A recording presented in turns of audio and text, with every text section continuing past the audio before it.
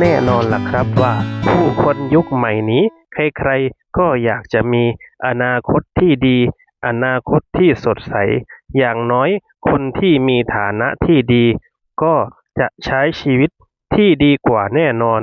และที่สำคัญก็คือเศรษฐกิจแบบนี้เป็นเรื่องที่ยากจริงๆครับความสะดวกสบายเป็นสิ่งที่หลายคนใฝ่หามากๆและบางคนการที่จะเลือกผู้ชายดีๆสักคนนั้นไม่ใช่เรื่องง่ายเลยจริงๆบางคนอาจจะมีเงินก็จริงแต่ถ้าหากว่านิสัยเขานั้นอาจจะไม่ใช่ที่ผู้หญิงตามหาจริงๆจึงเป็นเรื่องที่ยากมากๆกับการตัดสินใจนะครับเพราะฉะนั้นแล้วผู้ชายจึงไม่ต้องแปลกใจเลยบางทีผู้หญิงก็อาจจะอยากได้เงินมากกว่าและการใช้ชีวิตที่สบายมากกว่านอกจากว่า